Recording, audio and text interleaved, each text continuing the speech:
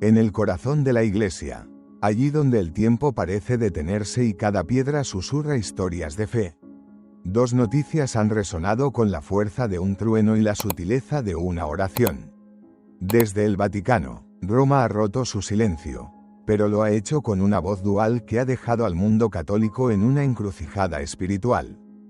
Por un lado, una respuesta oficial a la filtración de documentos que revelan los verdaderos cimientos, quizás frágiles como la arena, sobre los que se construyó la represión de la misa tradicional. Y en el mismo soplo de tiempo, con una solemnidad paralela, se nos presenta una misa completamente nueva, aprobada por el Papa León XIV, y anunciada como un signo profético para nuestros tiempos. Dos anuncios, dos caminos que parecen divergir, y en el alma de cada creyente, una pregunta esencial que flota en el aire, buscando el cielo. ¿Hacia dónde camina nuestra Iglesia? ¿Hacia la memoria de sus raíces o hacia un futuro aún por descifrar? La primera noticia cayó como un relámpago en una noche serena, una filtración de documentos confidenciales, un eco que resuena en el alma de millones.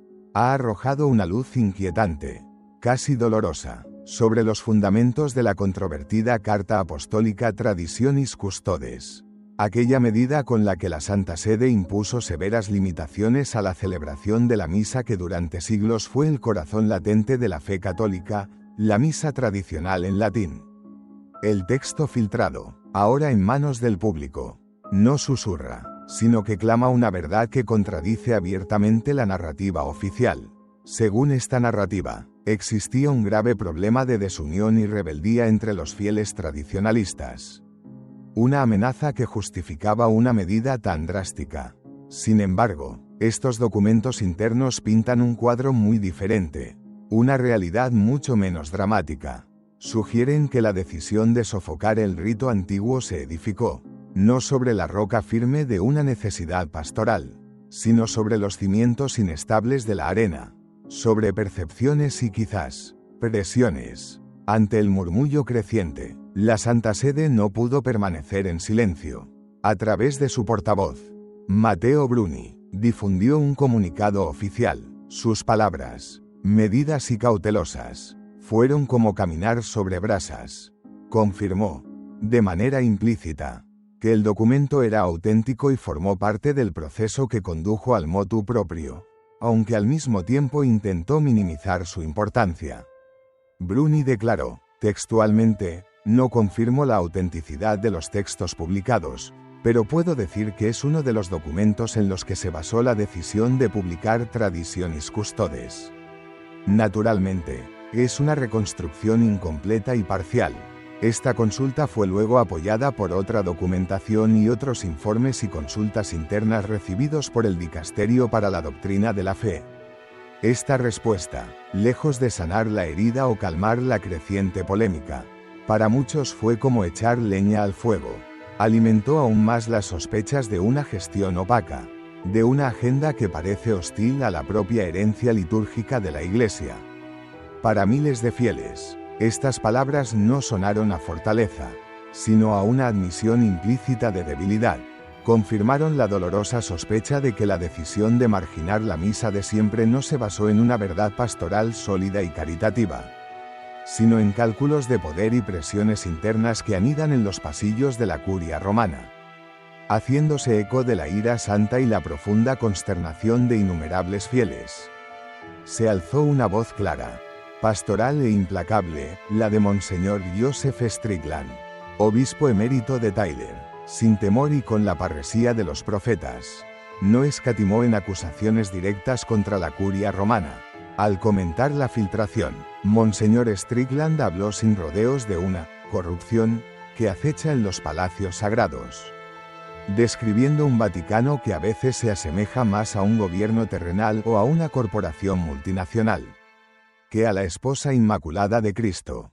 Es triste, inmensamente triste tener que decir esto, observó con dolor, pero aquí nos encontramos ante una prueba clara. La Iglesia debe vivir según los ideales de Cristo, según el Evangelio, no según los juegos de poder de los hombres. Para el valiente prelado tejano, La supresión de la misa tradicional no nació de una genuina necesidad pastoral, sino del pulso de una facción interna hostil a la liturgia antigua. Una facción que, según él, habría manipulado informes y consultas para justificar una medida que, en su raíz, era injustificada. Fue devastador, recordó con emoción en la voz. Cuando salió Traditionis Custodes, muchos sacerdotes me dijeron con lágrimas en los ojos, tuve la gracia de ordenarme justo antes de esta represión. Los que vinieron después, los jóvenes, viven en otro mundo, en un mundo de sospecha. Hay que corregir esta mentalidad. Strickland también denunció con firmeza un evidente doble rasero en el manejo de estos asuntos. Recordó cómo obispos que ignoraron abiertamente el Summorum Pontificum del Papa Benedicto XVI jamás fueron reprendidos, mientras que aquellos que, por fidelidad a su conciencia y a sus fieles, no se apresuraron a aplicar Traditionis Custodes, fueron duramente golpeados. Esta hipocresía es evidente, añadió, y mi propia destitución estuvo motivada, en gran parte, por el hecho de que no había implementado el motu proprio, prefiriendo en cambio hablar de la fe, predicar el Evangelio y custodiar la tradición. Finalmente, su voz se convierte en un ruego, un llamamiento a toda la Iglesia, rezar por el Papa León XIV, para que el Espíritu Santo le dé la fuerza de enderezar la barca de Pedro, de restablecer el equilibrio y la paz entre las dos formas del rito romano. No para abolir el Novus Ordo, sino para devolver a la misa tradicional el lugar de honor que le corresponde, como un tesoro precioso e irrenunciable del patrimonio católico. Y aquí, en los pliegues de esta historia de dolor y resistencia, surge una ironía tan profunda que roza lo paradójico, una ironía que ningún católico con los ojos abiertos ha podido evitar notar. Mientras por un lado se trata la liturgia que santificó a incontables generaciones como una amenaza, por otro, el mismo Vaticano presenta con gran énfasis y solemnidad una nueva misa, la Misa para la Protección de la Creación. Un rito innovador, aprobado personalmente por el Papa León XIV y profundamente inspirado en la encíclica Laudato Si. Un rito que, se nos anuncia, será celebrado por primera vez por el propio pontífice, en privado, el próximo 9 de julio en Castel Gandolfo. Los textos de esta misa pro custodia creationis, hechos públicos el 3 de julio con un decreto oficial, parecen establecer un contraste casi deliberado con la liturgia antigua. Exhiben una visión de la creación y del ser humano marcada por un lenguaje inequívocamente moderno y ambientalista. La nueva misa incluye oraciones que nos invitan a custodiar en la caridad las obras de las manos de Dios, y hacen un llamado a la armonía con todas las criaturas. Son expresiones que, para algunos, resultan evocadoras y necesarias, pero que para otros muchos, dejan perplejos por su vaga espiritualidad ecológica, que parece orbitar lejos del centro sacrificial y cristocéntrico de la fe. En la conferencia de prensa de presentación, el arzobispo Vittorio Viola explicó que este rito busca encarnar la teología de la ecología integral, advirtiendo contra una ecología falsa o superficial, y contra lo que él mismo llamó un antropocentrismo distorsionado. Sin embargo, es precisamente este énfasis en una creación casi personificada, en el respeto a la naturaleza como un fin litúrgico en sí mismo, lo que ha generado una sensación de paradoja. ¿Cómo se puede tratar con tanta frialdad, con tanto rigor canónico, a la misa de siempre, y al mismo tiempo acoger con tanto calor y promoción a este nuevo rito? El cardenal Michael Cerny calificó esta nueva misa como un acto de fe, esperanza y caridad, añadiendo que la liturgia nos ayuda a ser fieles administradores de lo que Dios nos ha confiado. Un lenguaje que, para muchos oídos, resuena más con el de las organizaciones no gubernamentales ambientales que con el de los padres de la Iglesia. Es inevitable, entonces, que nos preguntemos en el silencio de nuestro corazón, pero con una voz que necesita ser escuchada, ¿cómo es posible que una forma de culto milenaria, arraigada en los siglos y en la sangre de los mártires, sea marginada, mientras se celebra con entusiasmo un rito nuevo, aún por asimilar, centrado en temas que hasta hace pocas décadas ni siquiera eran considerados prioritarios en la economía de la salvación. Cruz en el pecho. ¿Y tú qué opinas? ¿Estamos siendo testigos de una auténtica renovación espiritual guiada por el Espíritu, o de una desviación peligrosa de las raíces litúrgicas que nos sostienen? ¿Crees que el Papa León XIV, como padre común, debe restaurar la misa tradicional a su plena dignidad y honor? La presentación de la misa pro custodia creationis ha provocado una verdadera oleada de reacciones, dentro y fuera del mundo católico, lo que para algunos es un signo valiente de sensibilidad ecológica y apertura a los desafíos modernos. Para otros es una ruptura simbólica, un alejamiento del sagrado pasado de la Iglesia. En medio de esta tensión, la pregunta resuena con más fuerza: ¿qué representa realmente este nuevo rito? Mientras las redes sociales ardían con comentarios a favor y en contra, el Vaticano se mantenía firme en su defensa. En palabras del arzobispo Vittorio Viola, uno de sus principales promotores, la Iglesia no puede ignorar el clamor de la creación. Esta misa es expresión de una teología que reconoce la interdependencia entre el hombre y su entorno. La idea, ciertamente, no es completamente nueva. Ya el Papa Francisco, en Laudato Si, había planteado una ecología integral que abraza tanto la fragilidad del alma humana como la biodiversidad del planeta. Pero lo que muchos no esperaban, lo que ha causado el estupor, es que esta visión se tradujera en una forma litúrgica, que se hiciera altar, que se hiciera rito, y es ahí, en ese punto exacto, donde surgen las tensiones. Una misa verde frente a una misa milenaria. El contraste no podría ser más elocuente. La misa tradicional, codificada por el Papa San Pío V tras el Concilio de Trento, está profundamente enraizada en la adoración, en el silencio sagrado, en una verticalidad que eleva el alma hacia lo trascendente. Es un susurro sagrado que asciende hacia el cielo. La nueva misa ecológica, en cambio, parece apoyarse en una narrativa horizontal, un diálogo centrado en la armonía con la tierra, utilizando el lenguaje simbólico de la sostenibilidad y la justicia climática. Uno de los prefacios de esta nueva misa dice textualmente: Señor, Dios de la vida, que nos diste los árboles para sombra y alimento, el agua para fecundar la tierra y las aves del cielo como canto de tu bondad. Recibe esta ofrenda que te presentamos como signo de nuestro compromiso con la creación. Son palabras que buscan la belleza, sin duda, y que para algunos son poéticas y contemporáneas, pero que para muchos otros corazones dejan una pregunta en el aire: ¿dónde está el Calvario? ¿Dónde está el eco del sacrificio redentor de Cristo? Suenan, para algunos, peligrosamente cercanas a una forma de panteísmo, o como mínimo, a una desviación del núcleo cristocéntrico que es la esencia del culto católico. El sacerdote italiano Don Lorenzo Brandi, un liturgista de reconocida y respetada trayectoria, lo comentó con una claridad admirable en una entrevista reciente: yo no estoy en contra del cuidado del ambiente. Es un deber cristiano, pero la Santa Misa no puede, no debe, convertirse en un manifiesto ecológico. La liturgia no es pedagogía social o ecológica. La liturgia es sacrificio, es misterio, es salvación. Una iglesia que habla dos lenguajes.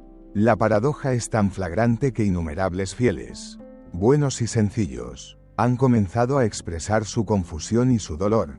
¿Cómo es posible que el Vaticano trate con tanta frialdad, incluso con sospecha, a los fieles que aman la misa que nutrió a los santos, y al mismo tiempo promueva con tanto entusiasmo un rito que todavía no ha sido asimilado espiritualmente por el pueblo católico? Algunos lo ven como una estrategia deliberada, marginalizar lo antiguo para poder instalar lo nuevo. Otros, con más caridad, lo interpretan como un intento genuino, aunque quizás torpe, de conectar con una generación cada vez más alejada del lenguaje sacramental. Pero la división, la herida, es real, en comunidades de todo el mundo. Desde Filipinas hasta Alemania, desde México hasta Francia, se alzan las mismas preguntas llenas de angustia: ¿por qué mi misa? la de toda la vida, ¿es vista ahora como un problema? ¿Por qué se privilegia una agenda moderna sobre una espiritualidad milenaria? Y lo más grave, lo más doloroso, es que muchos jóvenes, sí, jóvenes, que se sienten profundamente atraídos por el silencio, la reverencia, el misterio y el latín de la misa tradicional, perciben un rechazo que no logran comprender. Las palabras del cardenal Robert Sarah, escritas tiempo atrás, resuenan hoy con una fuerza profética que estremece. En uno de sus libros, escribió: cuando la liturgia deja de ser adoración y se convierte en expresión cultural, pedagógica o sociológica, ha perdido su alma. Estas palabras son un faro en la tormenta actual, porque la liturgia no es una herramienta para transmitir nuestras ideas, sino el acto de amor supremo, de sacrificio, el lugar de la presencia real de Dios. El altar no es una tarima para discursos sociales, es el Gólgota místico donde se renueva, aquí y ahora, el único sacrificio de Cristo. Nos encontramos, entonces, en una encrucijada del alma. ¿Estamos asistiendo a una desacralización progresiva del culto, o es este un nuevo intento, quizás desesperado, de que la liturgia diga algo a una humanidad que parece haber perdido la capacidad de escuchar lo sagrado? La respuesta, como siempre en la fe, dependerá de la luz que el Espíritu Santo ponga en cada corazón. Pero no se puede negar que el simbolismo de estos dos anuncios simultáneos, uno restrictivo, el otro expansivo, ha enviado un mensaje poderoso y profundamente contradictorio al corazón mismo de la Iglesia. Una doble responsabilidad pesa sobre los hombros del Papa León XIV. Al aceptar y promulgar esta nueva misa, ha asumido una responsabilidad inmensa ante Dios y ante la historia. Por un lado, muchos ven en él una esperanza de reconciliación litúrgica, una figura capaz de tender los puentes que unen la tradición con una modernidad bien entendida. Pero por otro, se le exige, con respeto y amor filial, claridad y firmeza, porque si la liturgia, el corazón de la Iglesia, se transforma en un campo de experimentación ideológica, el daño a la unidad será profundo y quizás duradero. La Iglesia debe, sin duda, cuidar la creación, pero antes que nada, y por encima de todo, debe cuidar su propia alma. Y su alma se expresa, se nutre y se salva, ante todo, en el modo en que adora a Dios. ¿Y tú, qué piensas desde lo profundo de tu fe? ¿Crees que esta nueva misa representa una oportunidad espiritual o un riesgo doctrinal? ¿Debe la liturgia reflejar las preocupaciones cambiantes del mundo o mantenerse firme como un reflejo del cielo en la tierra? Te invitamos a comentar amén. Si tú también crees que la misa debe comenzar en la tierra, pero su único destino es terminar en el cielo. Queremos escuchar tu voz. Tu voz importa en el corazón de la Iglesia. La misa tradicional, que durante siglos fue el corazón latente de la espiritualidad católica, parece hoy acorralada. Y lo más trágico es que no parece acorralada por los enemigos externos de la Iglesia, sino desde sus propios pasillos más altos. Las recientes restricciones impuestas por Traditionis Custodes, ahora reforzadas por la percepción que dejan los documentos filtrados, han dejado a miles de fieles con una sola pregunta que nace del alma: ¿por qué? ¿Por qué se teme tanto a lo sagrado? La respuesta oficial repite incansablemente el argumento de la unidad, pero muchos católicos, y sorprendentemente, muchísimos jóvenes, descubren en la liturgia tradicional algo que no encuentran en ninguna otra parte: un silencio que habla, una reverencia que sana, una adoración que transforma. No la buscan como una experiencia cultural, sino como un encuentro real con lo eterno.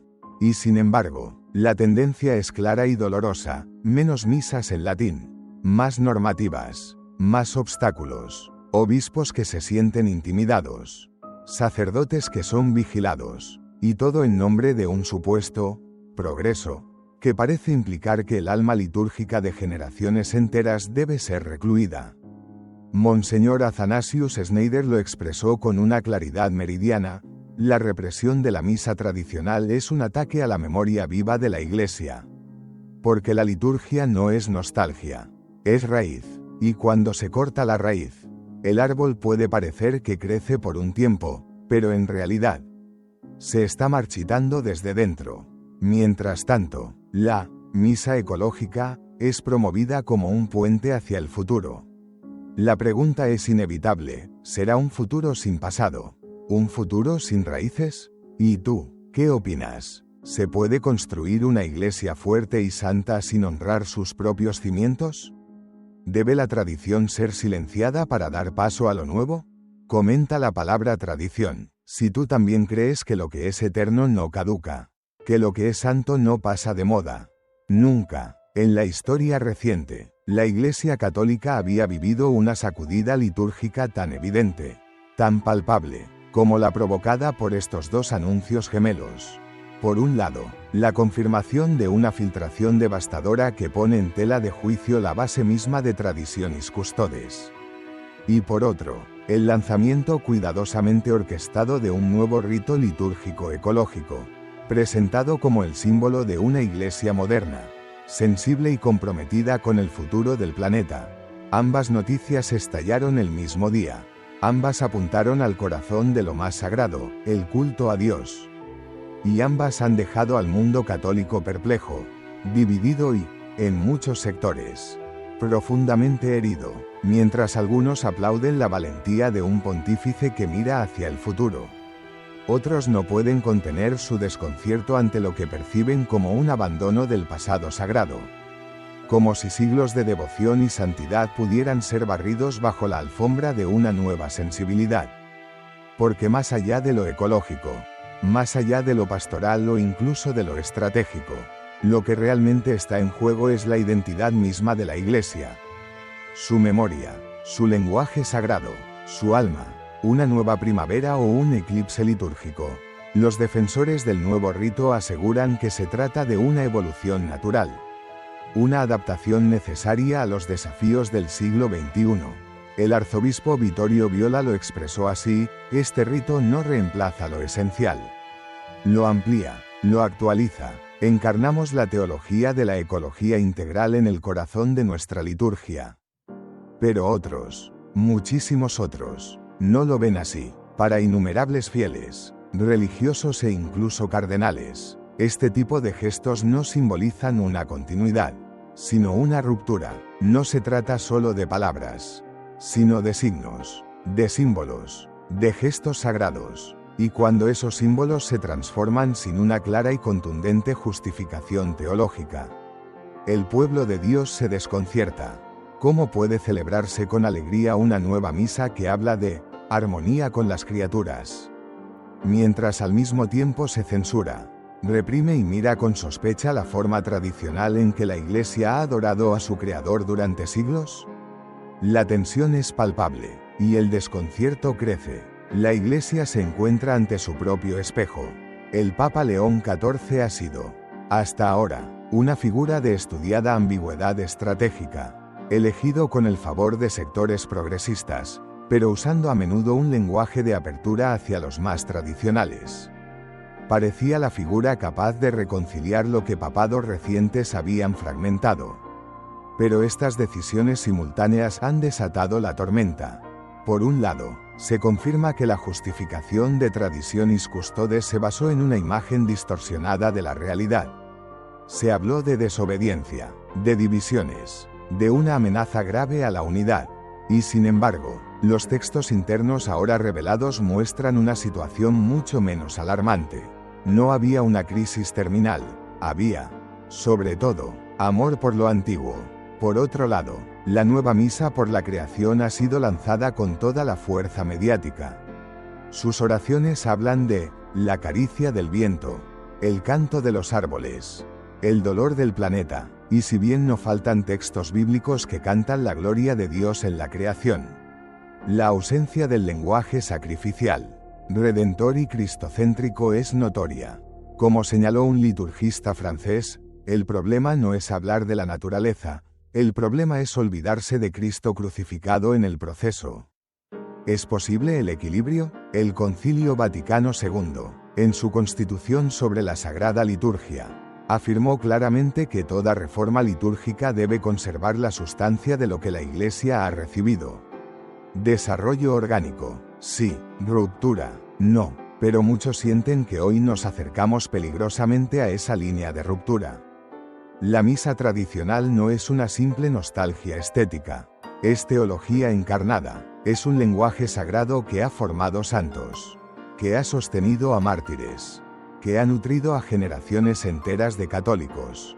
Eliminarla o reducirla a un permiso marginal, tolerado a regañadientes, envía un mensaje alarmante: lo que ayer fue santo, hoy ya no lo es.